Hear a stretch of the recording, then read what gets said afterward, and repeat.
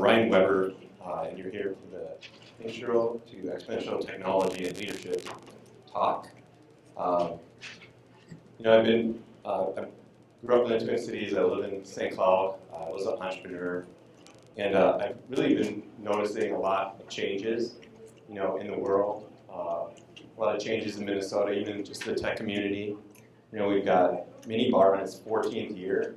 Amazing. Tech.mn has been acquired. We've been, how many accelerators now? I can't even keep track.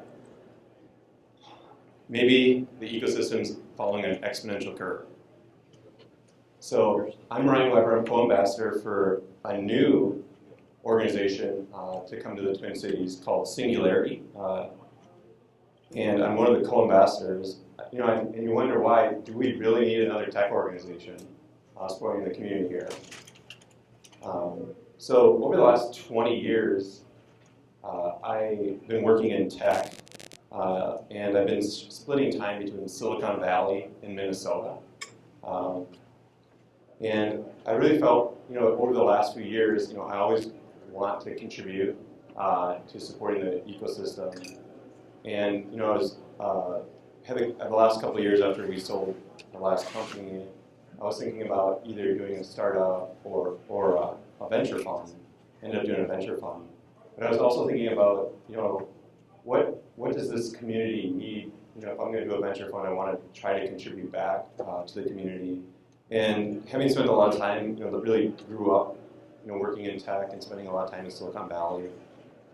My mentor is now former chairman of our board for 10 years, is chief strategy officer at Samsung. So we were heading out there for over 10 years, meeting with Young, was his name, regularly, just getting mentored, And, built an office there, worked, saw a lot of the high growth startups and participated in that ecosystem.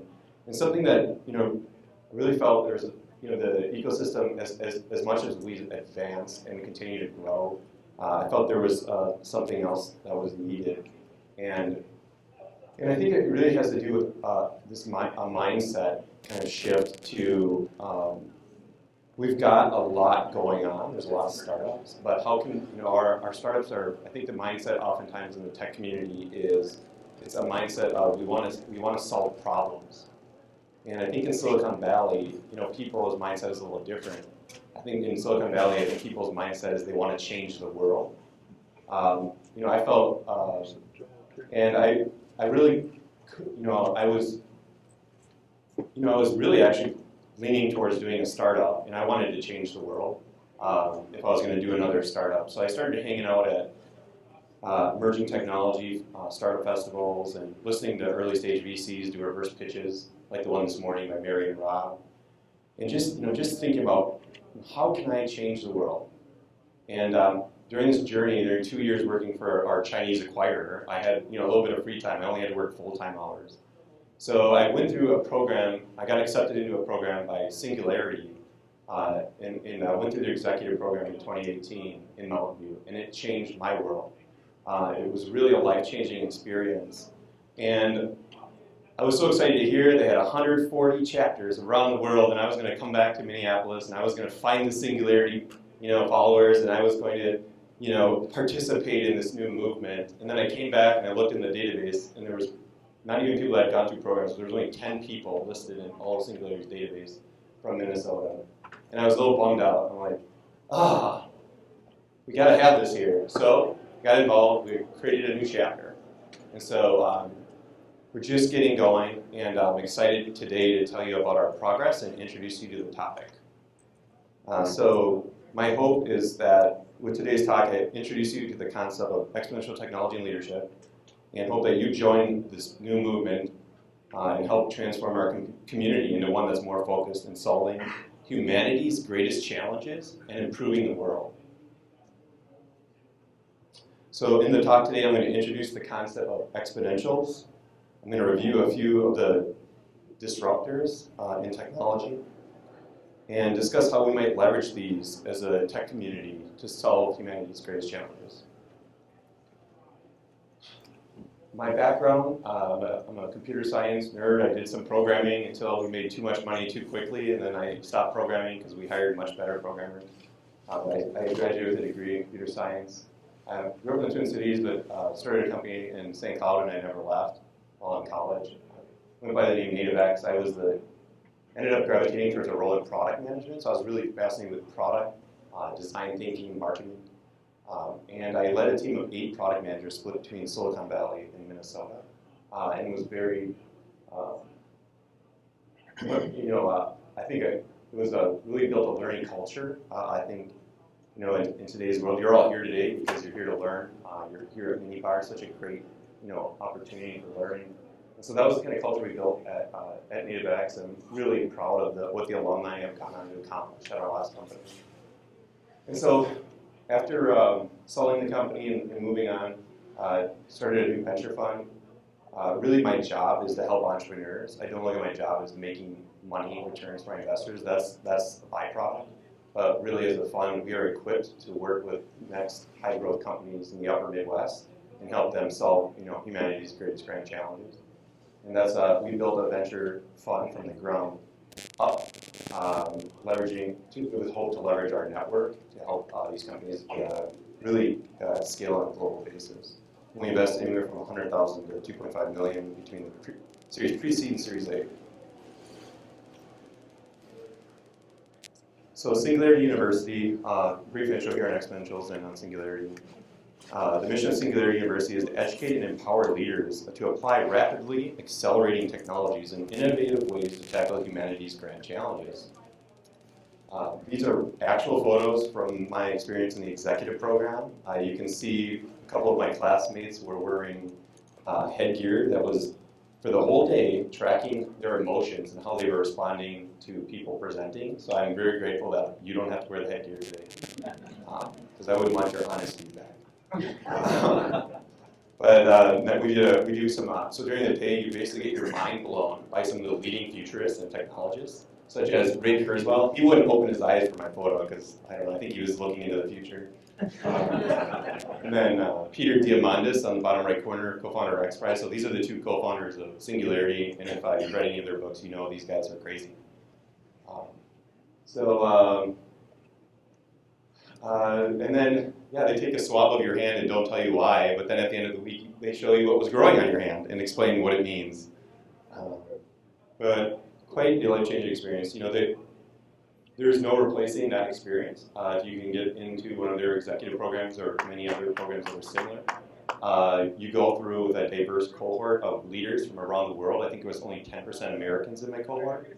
We had the head of the Department of Defense for the Netherlands, the head of cybersecurity for Canada. We had a coal plant owner, a big, large coal conglomerate in Africa. We had a large shoe company owner from Italy. All these people wanting to change the world, but they were already in a position where they were already doing something to change the world, but they wanted to learn more about how these technologies were going to impact the world, and so that they could be a part of thinking through how they might leverage it.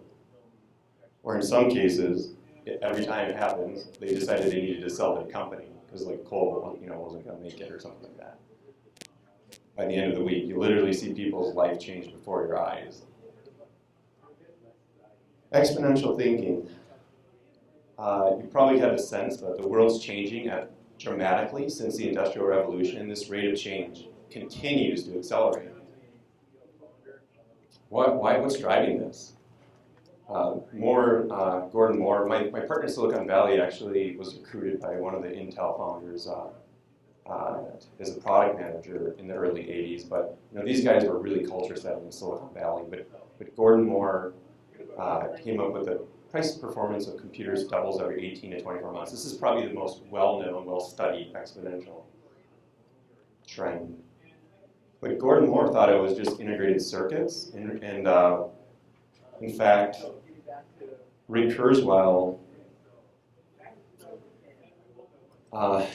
came to a different conclusion. In fact, the doubling pattern had actually been happening over 5 different scientific breakthroughs. And he actually noticed that this was happening in not just computing power, but in a number of technologies and evolutionary systems. And so he coined the term in 1999, the law of accelerating returns.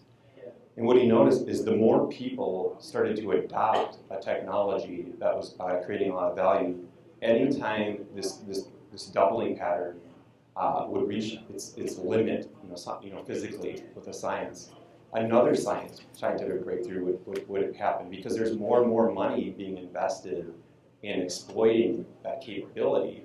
So now and so he began to study this, and that was part of the reason he started Singularity 10 years ago in Palo Alto, was he wanted to get the world's leading researchers to help him with recognizing these doubling patterns. And why would you do that? Well, if you probably heard, the difference between being an inventor and an entrepreneur. An entrepreneur is basically is timing. It's all about timing. Finding when is the technology going to be ready, for commercial deployment. And so by studying these trends, you can have a real advantage as an entrepreneur. What does this look like, this doubling of computing power? For $1,000, the computing power you can acquire, Oh boy. currently is roughly equivalent of a mouse's brain. By the end of the 2020s, you'll get roughly the computing power of a single human brain. So just 10 years from now, we'll go from a mouse's brain to a human brain for $1,000. By the end of the 2040s, for $1,000, you can buy as much computing power as all human brains combined.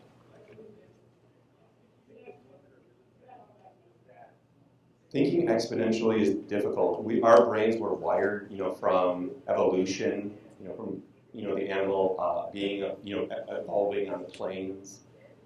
We can measure, we can estimate this, the distance from wall to wall here, from me to the wall is probably around 30 meters. That's 30 steps. If I was to take 30 steps, I could travel across the room. If I was to take 30 steps and every step was doubling, starting off at 1 meter, 30 steps exponentially would take me 26 times around the globe, the entire world. And the last step is further than all of the other steps previously combined. So that is not an easy thing for us to visualize or to understand. And so that's why these doubling patterns, these exponential technologies, are often so disruptive, because people dismiss, this isn't a reality, this is not going to impact our world until it hits them, and it just takes off.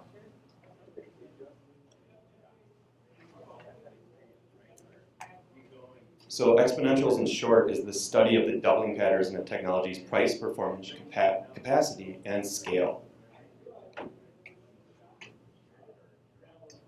Let's look at a couple other exponentials, how this manifests itself. So the first GPS receiver in 81 was 53 pounds, 120 grand. Now, less than $5 as of 2010. It's probably less than 50 cents today. The first digital camera, Kodak came up with it, $10,000, and guess what? Now it's less than $10, and it's 1,000 times stronger resolution, 1,000 times lighter, and 1,000 times cheaper. That is a billion times better performance since 1976. Technology is a force that takes what was once scarce and makes it abundant. Just think about 20 years ago. I think everyone in this room can remember when all of this electronics in a store, such as Best Buy, everything you could buy, and now all of that comes in your pocket. And how we've seen how Best Buy has done such an incredible job transforming the company because they had to. Because everything you could get at their store, you could fit in your pocket. And most of them are free apps, most of the software. The new Kodak moment, when things get digitized, this is what happened with a lot of those products that I was talking about in the electronics store. Things like the Kodak moment occur. The same year they filed bankruptcy, Instagram was acquired for $1 billion and only had 13 employees. That was less than 2 years in the market for Instagram. And they're probably worth at least 50 times that now. The new housing moment, the largest hospitality company you've heard, they don't own a single hotel, Airbnb. It's now predicted that in 10 years, 40% of the Fortune 500 companies will no longer exist. Those things that once are scarce become abundant. This is why, as an early stage investor, I'm happy I don't have to do late stage investing, because I think it's easier to find something new than it is to stay on top. But I might be biased because I'm a startup guy. So William Ford Gibson once said, the future is already here, it's just not very evenly distributed. When you go through Singularity, or if you participate in our chapter, you'll start seeing what I'm seeing. You'll start recognizing these technologies that are going to shape the future and really get a sense for how powerful what that is. You know, sometimes those technologies, again, they're misleading. They might not be at a stage where they're ready to be wide, that they're impacting our everyday lives. But one day you're going to wake up in a couple of years and your world will change. So on technology, I'm just going to talk really briefly about a couple technologies. Artificial intelligence, it's been around for a long time. I wanted to just talk about some recent breakthroughs in data and algorithms. So we talked a little bit about some of the electronics, camera production. You can see here as those the pricing has come down. A lot of this has been driven by cell phones, as you can see in the yellow color. That's the number of cameras embedded in cell phones that were distributed.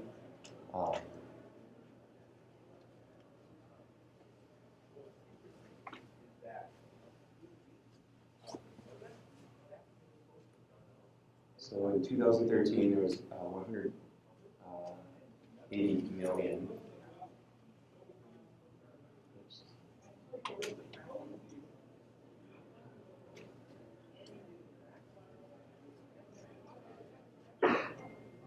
And then just the next year, you can see it keep growing. I can't even, it went up by over, it's doubling. It's 10xing every year. You can't even fit it on a graph. So that's cameras. What are cameras producing? Data. These pictures are data. We talked about other sensors earlier. Same thing's happening with location data and so on and so on. All these sensors are everywhere. That's a big technology disruption. It's causing a huge amount of data surplus. What about algorithms?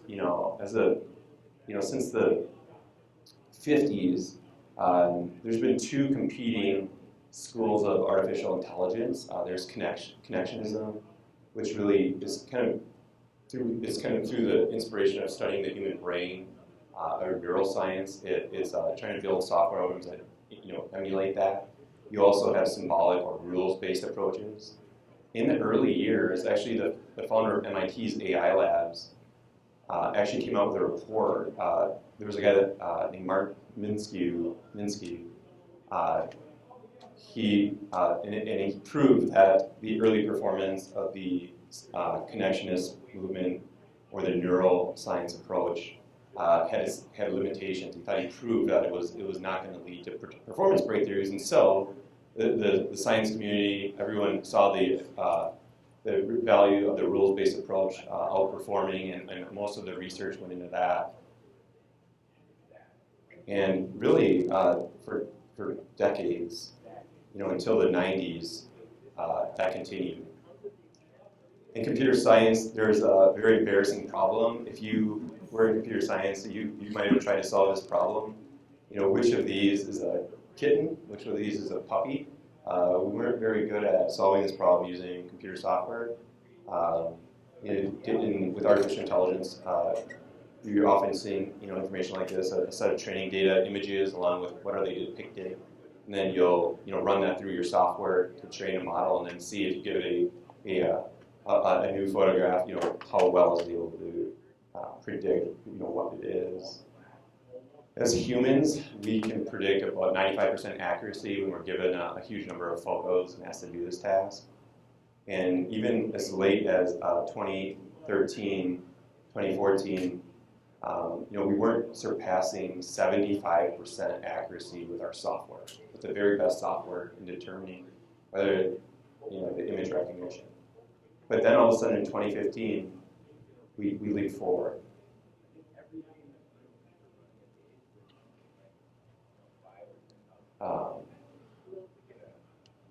What happened then? Well, this was an algorithm breakthrough. perceptron, the movement, the researchers that were using the neural approach, neural networks, came up with this concept of deep learning, which is using deep neural networks. Basically, what they did is they created software that emulated the brain. With more computing power that we have today, it proved to be much more accurate as an algorithm for training in image recognition, and it has many other applications.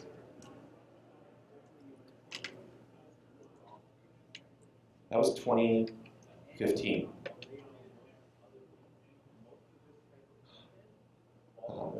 Since we're seeing now, with the advances in AI, we're seeing breakthroughs now. IBM, such as IBM supercomputer Watson beat the world's best players in Jeopardy in 2011. You probably heard about the Go Grand Champion. They were finally beaten by a machine in May 2017. Go is very popular in Asia, and it's a game that is extremely complex. No one thought an computer algorithm would ever be able to beat Go. Look at deep learning's rise in its deployment at Google. This is the number of projects at Google that have the deep learning files in their directories.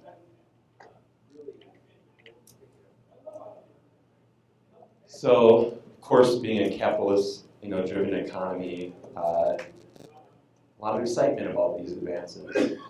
So, take a look at the investments in artificial intelligence. The total venture capital money for pure AI startups by year in 2014 was $300 million.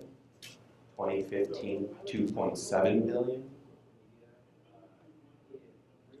2016, $4.6 billion, and it's only continuing.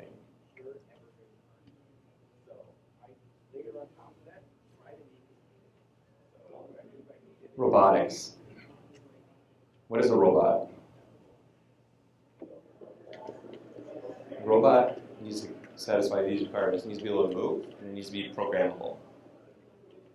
For a long time, when you think about robots, you think about the Star Wars characters, R2-D2, C-3PO, or maybe iRobots, or maybe you think about these these robots that they're not safe on a factory floor. They're creating automation. Or you think of a toy, that just kind of dumb toy that doesn't really, do what you want, doesn't act human-like. That's how we kind of. What the reality is that for robots for a long time. Well, now with there's breakthroughs on, we talked about programming with AI. Those breakthroughs are, we can create smarter robots, but we also are creating better mechanically robots, where we have robots that can move, like this Boston Dynamics. You've probably seen all these different robots, similar maybe to the Black Mirror episode with the dog, if you guys remember, kind of freaky. Those robots exist, but thankfully they're not going after humans.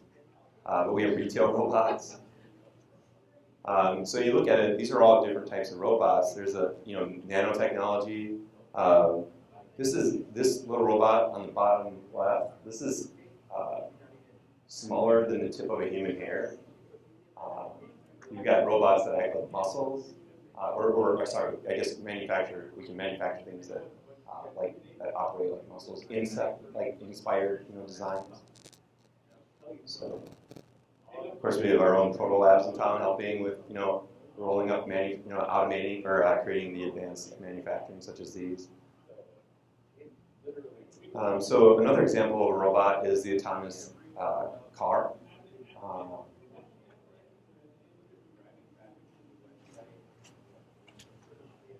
One of the exponential curves is battery power seems to be doubling on an exponential curve now, maybe every 10 years. It was actually quite a bit slower battery capacity than some of the other doubling, but it is finally seems to be following a doubling pattern.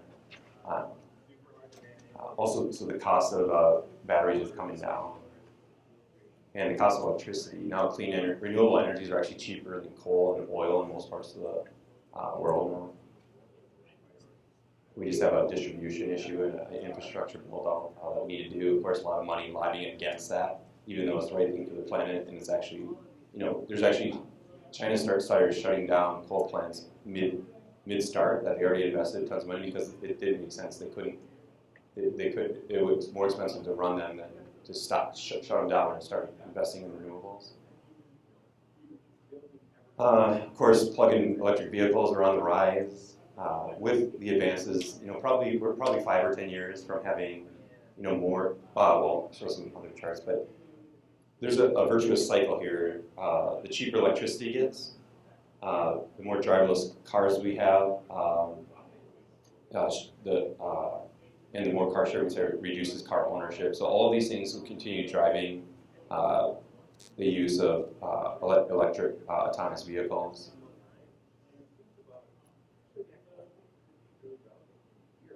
If you look at the total cost of ownership for per 200 miles with an electric vehicle compared to a petroleum vehicle, it's already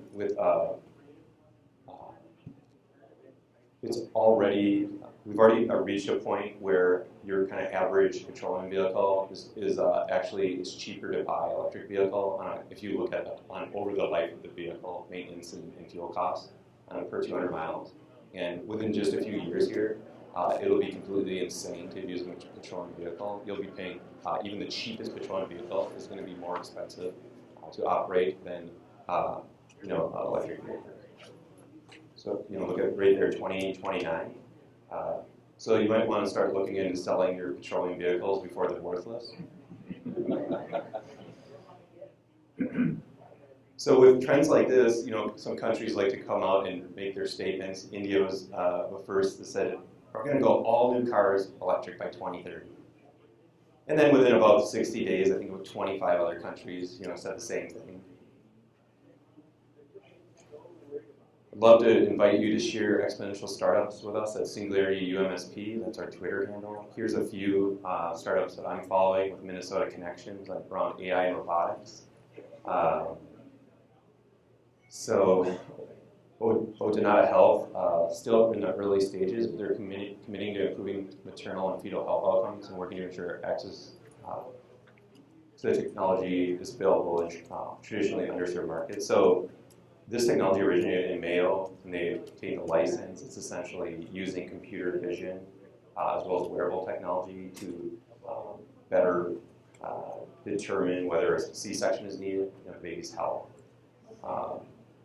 And 80% of the C-sections through blood work done after the C-section at Mayo were reported as not being necessary. So this is just an incredible impact of this company if it gets to scale. I'm really glad to see it's a Minnesota company.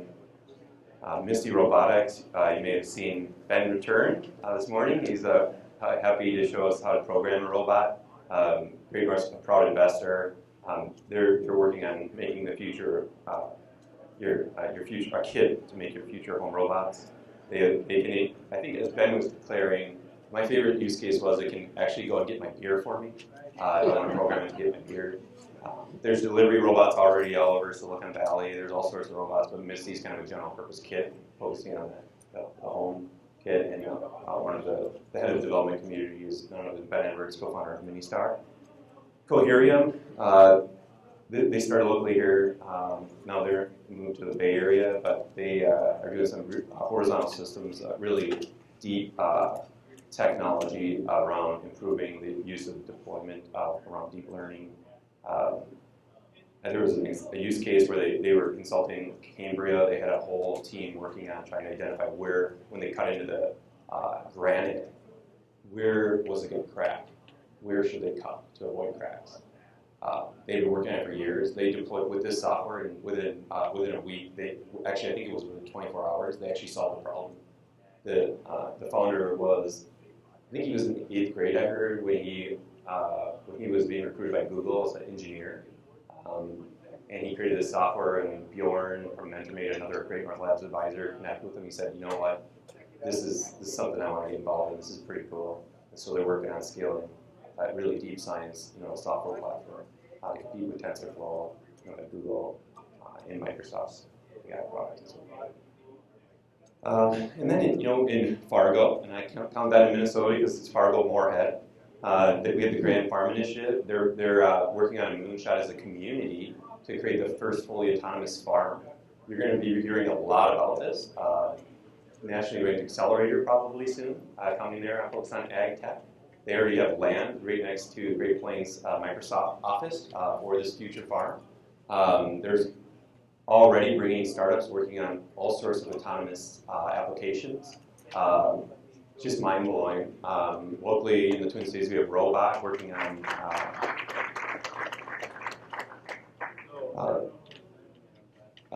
improved fertilization, more efficient fertilization. We also have Robotics. It's a robotics platform being built in Wayzata. It's powering basically a wide variety of industries, robotics products. So I know there's, if you guys know the founder, Larry Lucas from Proto Labs. Larry wanted a goose chaser because there were geese always crapping on his white, nice Lake Minnetonka yard.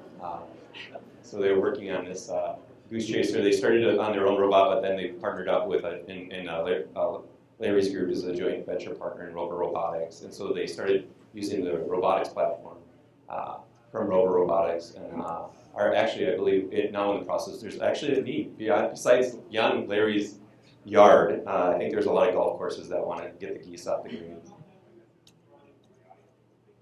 This is all right in your backyard, and there's a million more examples. I want you to share these stories with our chapter and get involved. We want to get more people excited about taking moonshots and working with these disruptive technologies.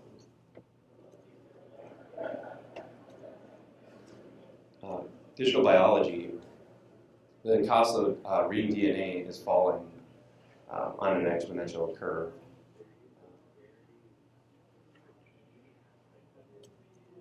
It's supposed to be, the first human genome project was a goal, a moonshot, to be able to read the, fully sequence the human genome over 10 years.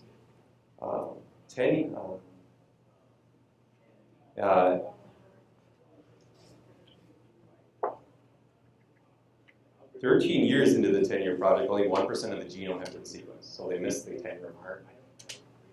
However, most mainstream critics said you're going to finish this in 700 more years. But what they failed to see was that there was actually an exponential curve that was occurring.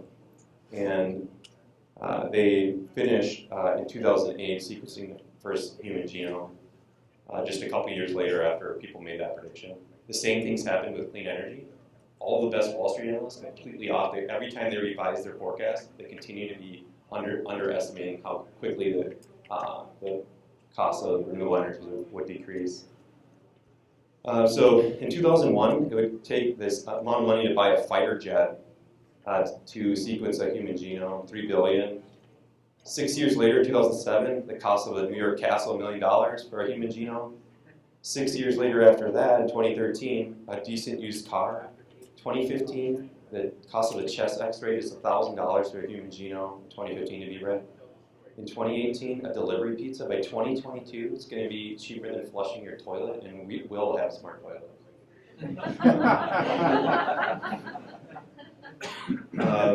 So this ability to read the DNA allows us is very useful in diagnostics. So there's a very invasive procedure, or was, or continues to be invasive around getting a genetic,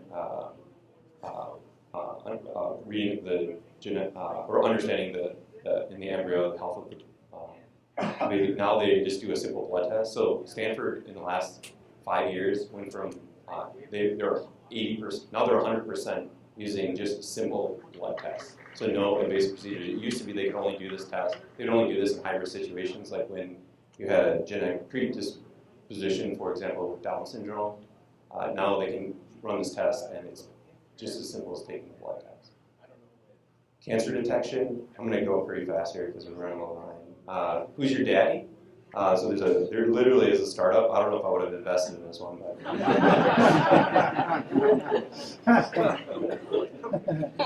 there's probably easier ways to determine. We didn't need this to know who your paternity test. It's only $100 if you do need that test. Today we're going to be giving away 2 23andMe kits. Stop by our table at lunch. We would love for you to sign up for the chapter and learn more about what we're trying to do. This is for understanding health and ancestry information. They probably have the largest database of human genome data and writing DNA.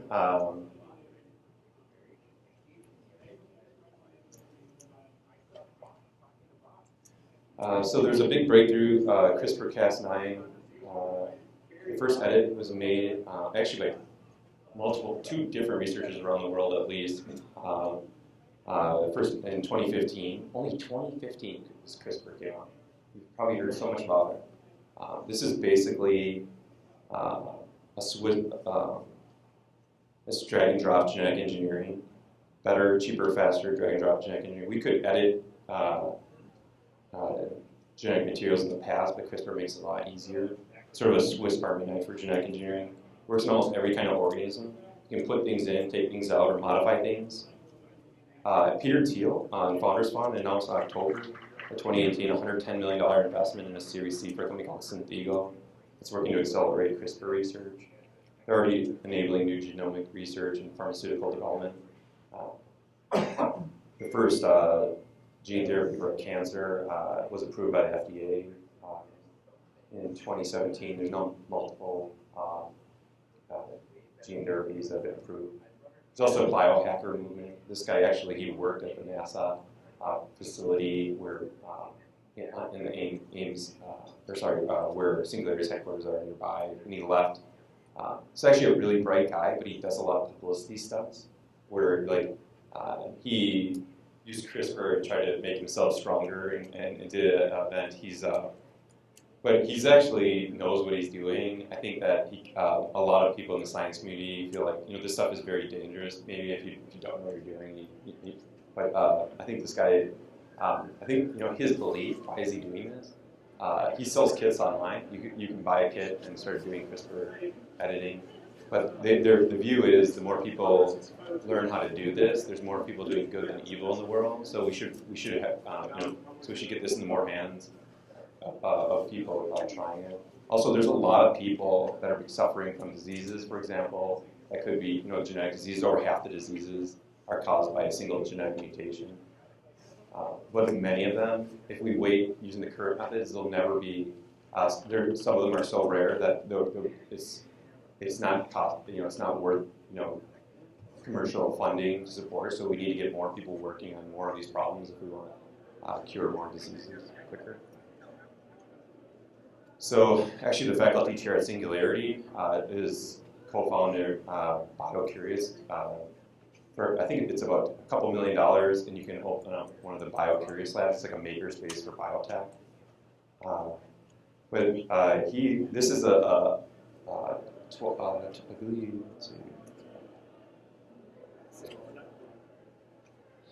This is an 8-year-old training eBay engineers on how to do genetic editing. And I have a link in here to a number of resources for kids so that they can begin becoming bioengineers. You probably heard, I think about the genetic, when a baby is in its early stages, when it's a small number of cells, 8 cells, you can pop one cell off of a human, sequence the genome, see what the kid has or will have. And you can use it to generate 100 embryos and pick the one that you want to sequence the best. Once you get when Zaner is doing these hacks, the problem with when he's injecting himself is your impact is so little. It would take so many doses over such a long period of time to have an impact. But when you're at an early embryonic stage, there's so few cells to impact that you can literally change anything you understand of it. And so there's already examples of a number of different known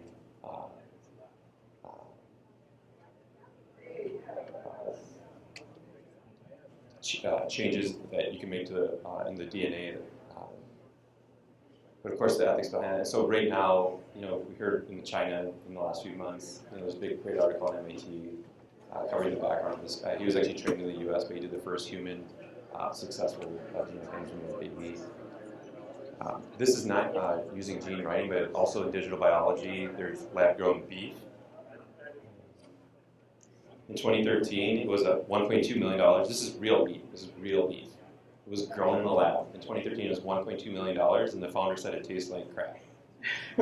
In 2021, he's projecting it'll be $10 per burger, and further reductions are expected beyond that. The reason it tastes like crap is they had bright fat content. But this is coming just a few years out.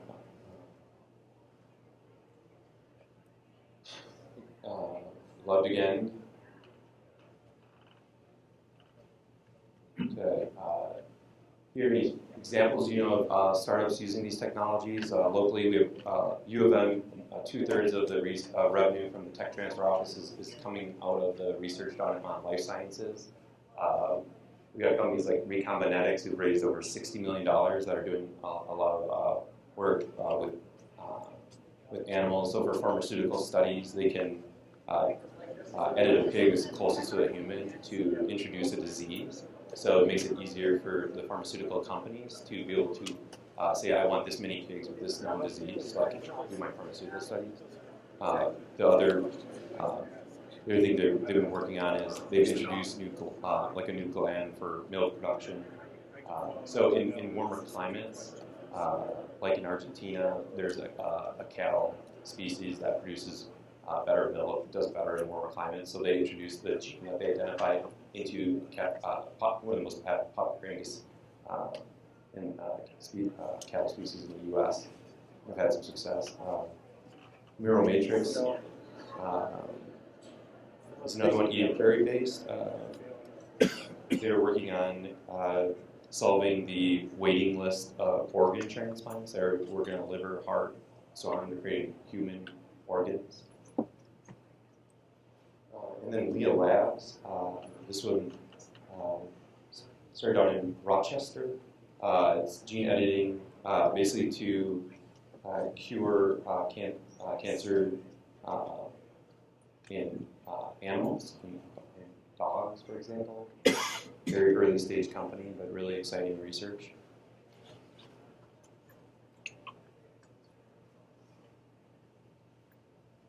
Creating impact, our mission is to positively impact 1 billion people in the next decade using exponential growing technologies. Here's the current list of technologies that we are tracking, that we think are exponential growth patterns. But Singularity is not just about, again, it's not about just the technology. Innovation tools and methods are critical. As a leader, you need to build, improve your adaptability. So you may have heard the term like emotional IQ, or just IQ for intelligence. Well, adaptive IQ is becoming a very new important IQ. How adaptive are you? So as these technologies, there's probably 10 or 20 technologies that are going to cause as much disruption as mobile and the internet. We need to be able to adapt, continue learning, continuous learning. And so, I worked at a startup. I was head of product, and things like design thinking, lean startups. These things were popularized in tech because they were necessary as these industries were evolving quickly. So we're doing a lot of work around innovation tools and methods as a chapter. So they will be focused on just about that.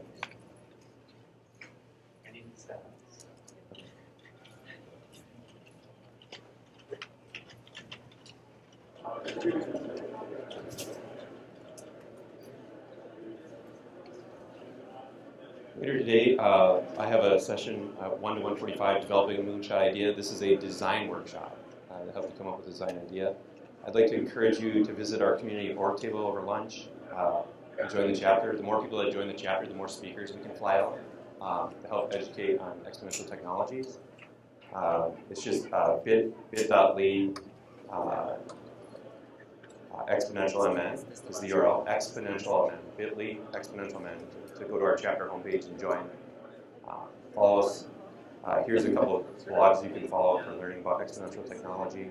Our first event, we're excited. John Stavig's in the room. Carlson has been very gracious with sponsoring in the University of Minnesota our first event for our chapter. We're going to be hosting our kickoff event the evening of June 4th. If you want to hear from some professional futurists, learn a little bit more about the chapter.